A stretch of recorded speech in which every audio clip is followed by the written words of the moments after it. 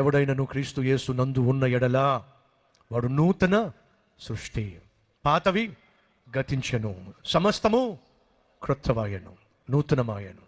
అయ్యా అమ్మ అడుగుతున్నా, ఈరోజు నువ్వు ఉద్యోగం కోసం తాపత్రయపడుతున్నావు, ఆరోగ్యం కోసం ఆశపడుతున్నావు, సొంత ఇల్లు ఉండాలని చెప్పి తంటాలు పడుతున్నావు, బ్యాంక్ బ్యాలెన్స్ పెంచుకోవాలని చెప్పేసి నానా రకాల ప్రయత్నాలు చేస్తున్నావు. ఆ పొలం కొనాలి, ఆ స్థలం కొనాలి, ఆ వాహనం కొనాలి, ఆ వస్తువు కొనాలి, వీటన్నిటి కోసం నువ్వు తప్పిస్తున్నావు. కానీ వినో, ఈరోజు నువ్వు దేనికోసం ప్రయాసపడుతున్నావు చెప్పు? సొంత ఇల్లు కోసం కదూ, సరే. ఇంకా దేనికోసం ప్రయాసపడుతున్నావు? పొలం కొనుక్కోవాలని కదూ, సరే.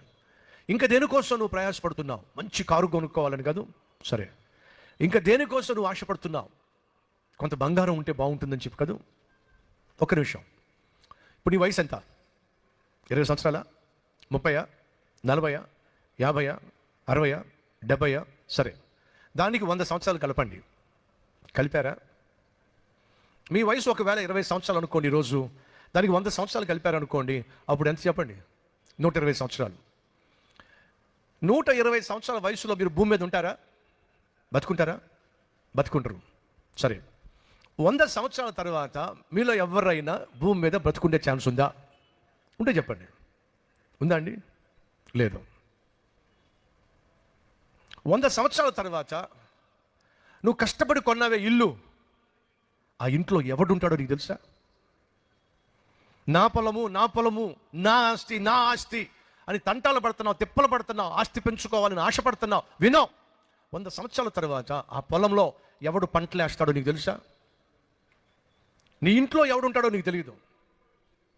రెక్కల ముక్కలు చేసుకొని కొన్నటువంటి ఆ పొలాల్లో ఎవడు పంట వేస్తాడో నీకు తెలియదు. నా కారు, నా కారు, నా కారు అంటున్నావు, అసలు ఆ కారు ఎవరు నడుపుతాడో తెలియదు. నా బంగారం, నా బంగారం అంటున్నావు, అసలు ఆ బంగారం ఎవరు వేసుకుంటారో తెలియదు. ఎందుకని? నువ్వు దిగంబరిగా ఈ లోకానికి వచ్చావు. అన్నీ విడిచిపెట్టే ఈ లోకాన్ని విడిచిపెట్టి వెళ్ళిపోవాలి. ఈరోజు నువ్వు దేనికోసం ప్రాకులాడుతున్నావో అది ఏది కూడా నీతో వచ్చే ప్రసక్తి లేదు. అయితే వినో, దేనికోసమైతే ఈరోజు ప్రాకులాడుతున్నావో అది స్నేహం కోసం కావచ్చు, ప్రేమ కావచ్చు. ప్రేమ దోమ అని చెప్పి అబ్బాయిలతో అమ్మాయిలతో చేసేటటువంటి పనికి మాలినటువంటి ప్రణయాలు కావచ్చు, కలిగి ఉన్న అక్రమ సంబంధాలు కావచ్చు, అక్రమ సంపాదన కావచ్చు, ఆస్తిని పెంచుకునే ఉద్దేశంతో చేసేటటువంటి తప్పుడు పనులు కావచ్చు.